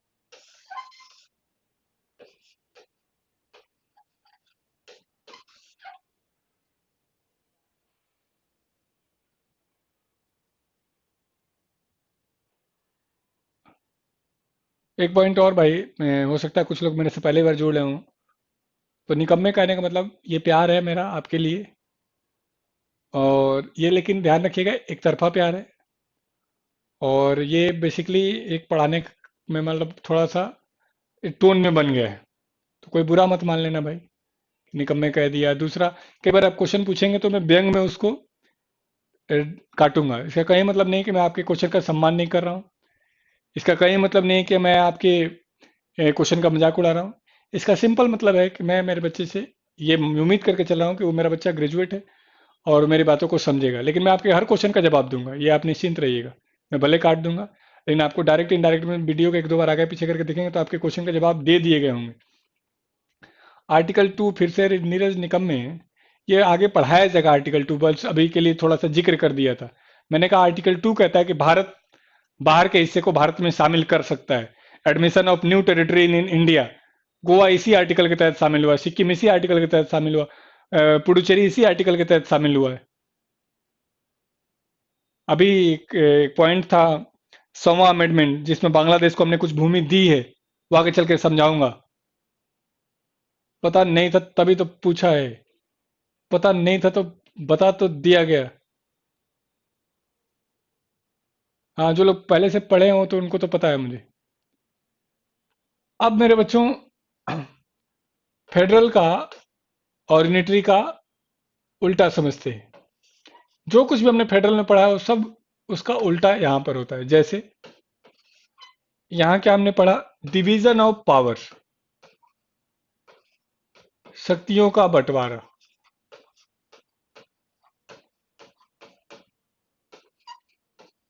मेरी बात का बुरा मानेंगे तो पूरी क्लास में कई बार बुरा मान जाएंगे। आपको, अब तुम चाहो कि मैं आदर्शों के तरीके से पढ़ा लूं, मेरे प्यारे बच्चों, मेरे प्यारे देशवासियों, तो वो नहीं। थोड़ा बहुत मुझे फ्रीडम दो, तुम्हें डांटने टूटने का। शक्तियों का बंटवारा होगा। यहाँ क्या होगा? सेंट्रलाइजेशन ऑफ पावर, शक्तियों का केंद्रीकरण। शक्तियां क्या होंगी? केंद्रीकृत होंगी, क्योंकि दूसरा कोई होगा नहीं। क्यों? या two or more than two level of government, दो या दो से अधिक लेवल पे सरकारें बटी होंगी। Two or more than two level of government, level of government, सरकारें दो या दो से अधिक लेवल पर बटी होंगी। और यहां पर सिंगल फॉर्म ऑफ गवर्नमेंट, कोई दूसरी सरकार होगी नहीं, एक ही गवर्नमेंट होगी। जैसे इमेजिन करो कोई स्टेट ना हो और सेंट्रल गवर्नमेंट ही पूरे देश को, सिस्टम को रेगुलेट करे।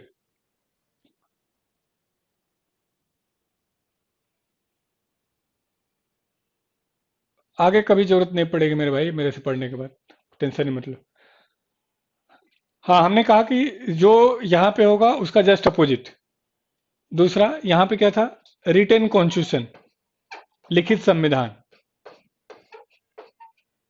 यहाँ पे क्या होगा? चाहे तो लिख लें कि मेरा काम है, ये नागरिक का काम है, और चाहे तो ना लिखें, नॉन रिटेन। यहाँ पे क्या था? रिजिड। यहाँ पे क्या होगा? फ्लेक्सिबल।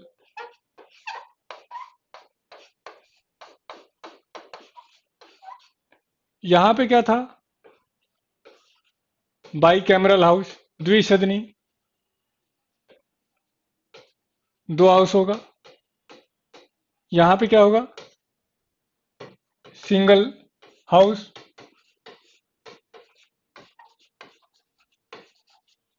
यहाँ क्या होगा मेरे बच्चों? इंडिपेंडेंट जुडिशरी, स्वतंत्र न्यायपालिका। यहाँ पे भी इंडिपेंडेंट होगा, क्योंकि न्यायपालिका कभी भी सरकार के अंडर में नहीं रहेगी। हालांकि यहाँ तानाशाही हो सकता है, अभी देखेंगे एग्जाम्पल तो आपको समझ में आएगा। और यहाँ क्या था? डुअल सिटीजनशिप, दोहरी नागरिकता।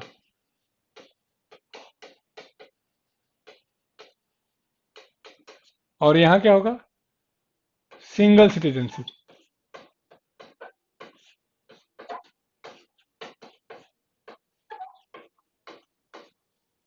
तो ध्यान से देखो तो कुछ विशेषताएं भारत की यहाँ की भी है, कुछ यहाँ की भी है। तो भारत ना तो पूरी तरीके से फेडरल है, ना ही यूनिटरी है। दूसरा, कुछ ऐसे देश बताइए जहां पर यूनिटरी सिस्टम है। तो इसका एग्जाम्पल है रसिया, इसका एग्जाम्पल है चाइना, इसका एग्जाम्पल है इजराइल, इसका एग्जाम्पल है न्यूजीलैंड, और ये हमने अब देखा इंडिया, ये हमने देखा कनाडा, यूएसए, फ्रांस। ये कुछ एग्जाम्पल हैं। तो अब इन दोनों में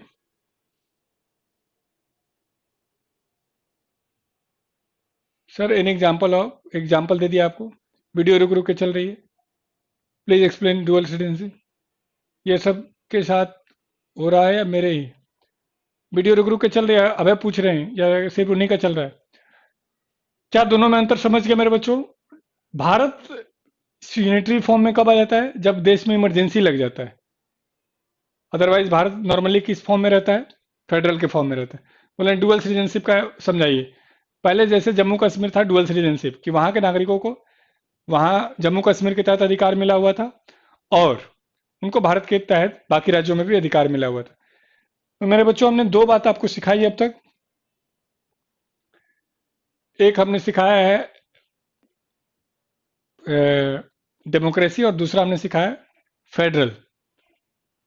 तीसरा सीखते हैं हम रिपब्लिक, गणतंत्र।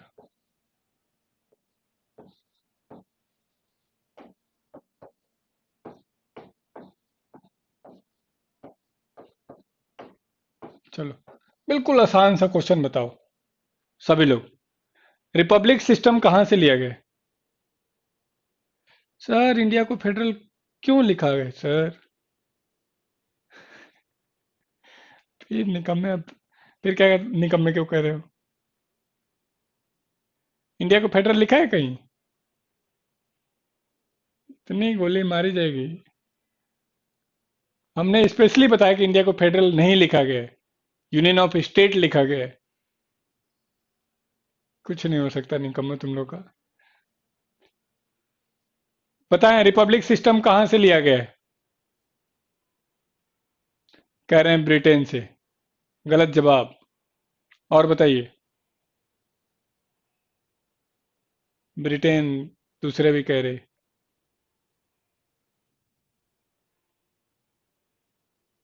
ब्रिटेन से कहाँ लिया गया निकम्मो? रिपब्लिक लिया गया है फ्रांस से।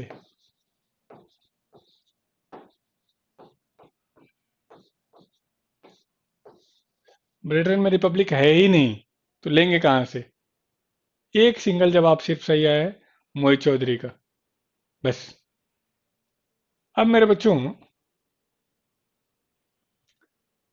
रिपब्लिक जो है, ये होता क्या है? तो इसको कहते हैं जब देश का मुखिया इलेक्टेड हेड ऑफ नेशन। जब देश का मुखिया चुना जाता हो, तो उसको हम कहते हैं गणतंत्र। मुखिया निर्वाचित हो।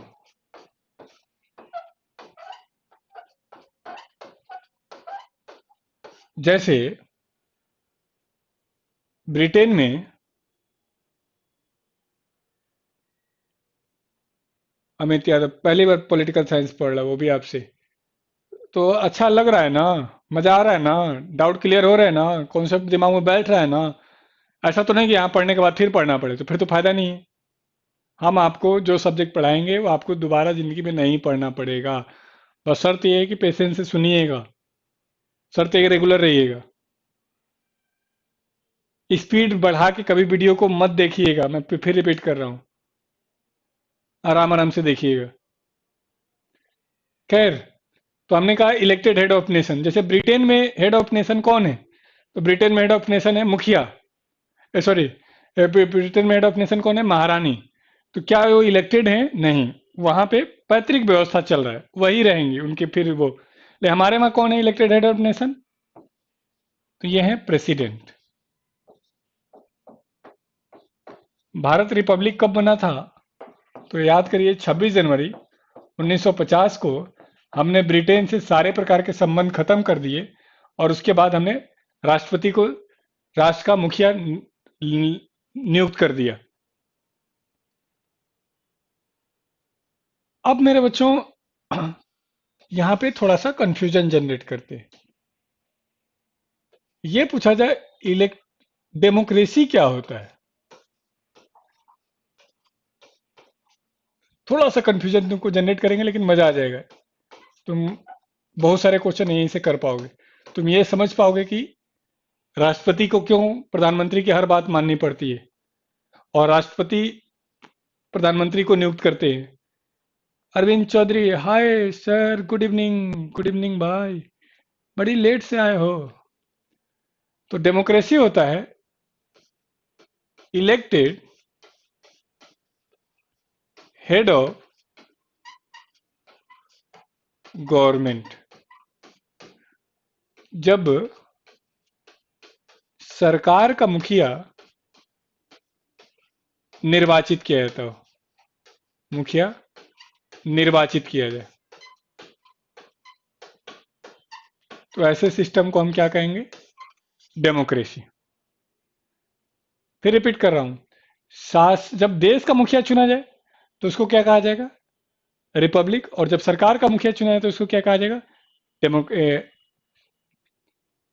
डेमोक्रेसी। यही कारण है कि देखना, और ये कौन है मेरे बच्चों? पीएम। और ये मैंने कहा प्रेसिडेंट। अब देखो, 15 अगस्त को झंडा कौन फहराता है? ये हमारे आजादी का, लोकतंत्र का प्रतीक है। 26 जनवरी को झंडा कौन फहराता है? ये हमारे गणतंत्र का प्रतीक है। क्या मेरे बच्चों रिपब्लिक समझ पाए? यही कारण है कि जब राष्ट्रपति को प्रधानमंत्री की हर बात को मानना पड़ता है, क्योंकि भारत में डेमोक्रेसी है। और एक पॉइंट और भी लिख सकते हो, रिपब्लिक में ही है लिमिटेड पावर। नाम मात्र के मुखिया होते हैं, नॉमिनल हेड। रियल पावर किसके पास होगा? पीएम के पास होगा। तो यहां से 2-3 क्वेश्चन और तैयार हो गया कि 15 अगस्त को झंडा कौन फहराता है, क्यों फहराता है। जब सरकार का मुखिया पूछा जाए तब उसका मतलब क्या होगा, और देश का मुखिया पूछा जाए तब उसका मतलब क्या होगा। कोई दिक्कत यहां तक? जल्दी जल्दी आज हमने सारे थ्योरेटिकल पॉइंट आपको सिखा दिए हैं। अब हम प्रॉपर एक सिस्टम से टॉपिक्स को शुरू करेंगे। कोई दिक्कत नहीं होनी चाहिए मेरे बच्चों यहां पर। चलो, अब अगला हेडिंग है मेरे बच्चों, पार्लियामेंट,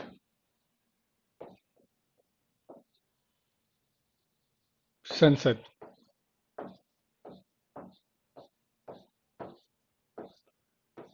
यह हम अगली क्लास में, नेक्स्ट क्लास में डिस्कस करेंगे।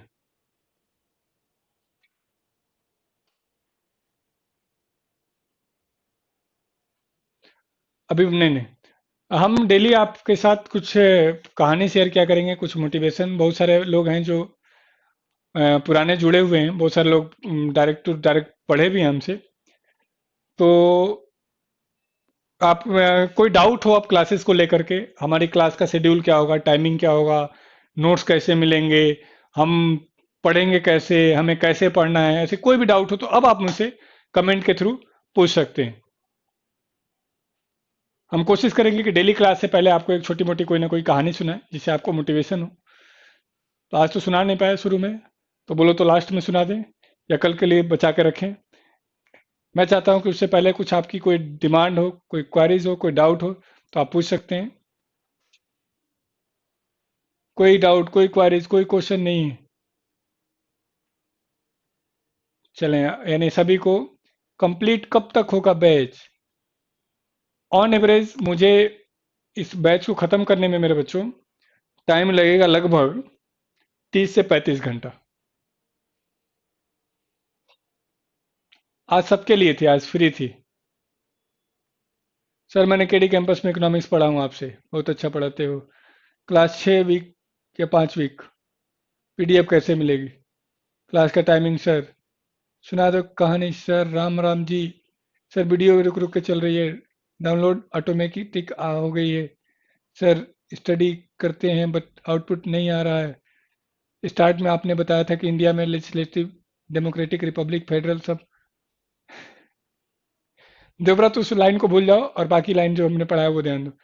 क्वेश्चन, आप क्वेश्चन कभी छोड़ते ही नहीं। सुना दो गुरुजी, ऑलरेडी लॉकडाउन में कम स्टडी हो रही है, क्वासी फेडरल है। ओके, चलो 2-3 क्वेश्चन थे आपके काम के। हमारी क्लास रहेगी शाम को 6:30 से 8। कोशिश,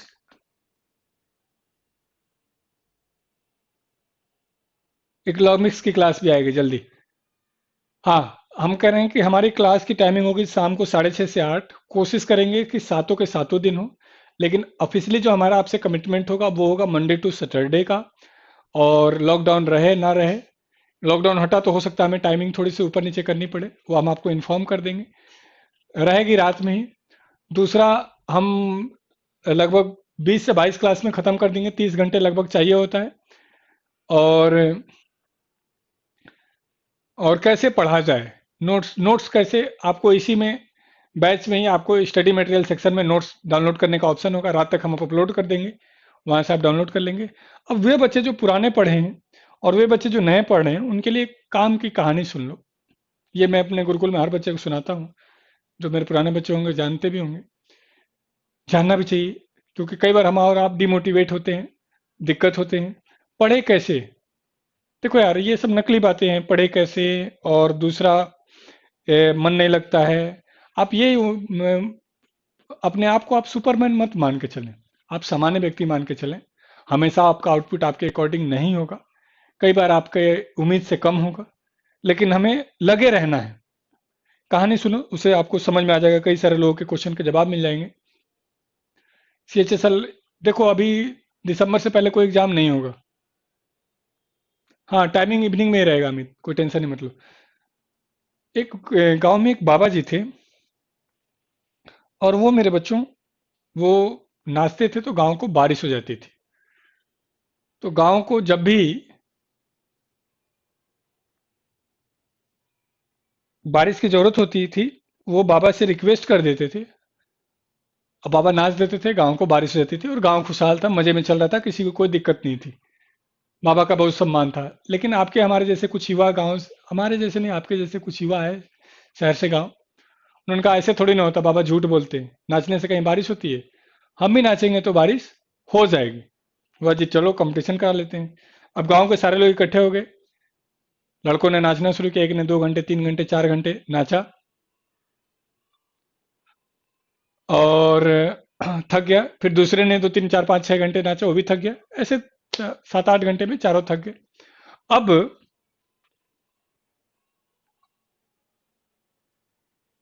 आई बाबा की बारी। बाबा ने नाचना शुरू किया, 2 घंटे 3 घंटे 4 घंटे 5 घंटे 6 घंटे 7 घंटे 8 घंटे, और बादल गरजने लगे, और 9वें 10वें 11वें घंटे तक बारिश हो गई। अब उन लड़कों ने पैर पकड़ लिए बाबा के, कि बाबा ऐसा क्या था, हम नाचे तो बारिश नहीं हुई, और आप नाचे तो बारिश हो गई। अब वो बाबा ने जो कहा वो आपके लिए इंपॉर्टेंट है। बाबा ने कहा कि जब मैं नाचता हूं तो दो चीजें ध्यान रखता हूं। पहला, कि मैं नाचूंगा तो बारिश होगी ही होगी। मैं पढ़ूंगा तो सिलेक्शन होगा ही होगा। ये शर्त आपको हमेशा अपने दिमाग में रखना ही है। मैं काम करूंगा तो सफल होऊंगा ही होऊंगा। प्रकृति के साथ इतनी अच्छी चीज है कि आप जितना देंगे आपको मिलेगा ही मिलेगा। आप गलत दे के देखिए तब, और अच्छा दे के देखिए तब। कभी प्रकृति आपका नुकसान करेगी नहीं। आपने 10% पढ़ाई की तो आपको 10% रिजल्ट मिलेगा। आपने 100% पढ़ाई किया तो 100% रिजल्ट मिलेगा। अब में से 99.9% लोग फेल होने के लिए तैयारी कर रहे हैं। ये PDF, वो क्लास, ये डाउट, ये वीडियो, मतलब इन्हीं सब में उलझे हुए हैं। किसी दिन मैं बताऊंगा स्ट्रेटजी की पढ़ना कैसे, टॉपिक वाइज। तो बाबा ने कहा कि मैं नाचूंगा तो बारिश होगी ही होगी, वैसे ही मैं पढ़ूंगा तो सिलेक्शन होगा ही होगा। और दूसरा, मैं तब तक नाचूंगा जब तक बारिश होगी। तो मैं तब तक पढ़ूंगा जब तक सिलेक्शन नहीं होगा। मैं तब तक नाचूंगा जब तक बारिश नहीं होगी। मैं तब तक पढ़ूंगा जब तक सिलेक्शन नहीं होगा। ये जो नहीं कहते हो कि साल 2 साल हो गया 3 साल हो गया, बात नहीं बन रही। बात नहीं बन रही है तो क्या ऑप्शन है तुम्हारे पास? एक ही है, पढ़ो। तो पढ़ना तो पड़ेगा। तो ये उन लोगों के लिए है जो पुराने हो चुके हैं, दूसरा लाइन। और ये पहला लाइन उन लोगों के लिए जो अभी नई तैयारी शुरू कर रहे हैं। क्योंकि अपने SSC के पैटर्न में क्या है कि लंबा खेलना पड़ेगा आपको। तो चलें, उम्मीद करते हैं कि आप आज आपको मजा आया होगा, आपने कुछ सीखा होगा। हो कोई सजेशन हो तो आपके पास हमारा नंबर है, उस पर आप मुझे मैसेज कर सकते हैं, बता सकते हैं, कोई डिमांड हो तो आज के लिए मेरे बच्चों यहीं पे सेशन को ख़त्म करते हैं। कल मिलते हैं फिर शाम को 6:30 बजे। तब तक के लिए अपना ख्याल रखिए, इंटेलिजेंट बने रहिए, अपने लोगों का ख्याल रखिए। चलिए, गुड नाइट, जय हिंद, बाय।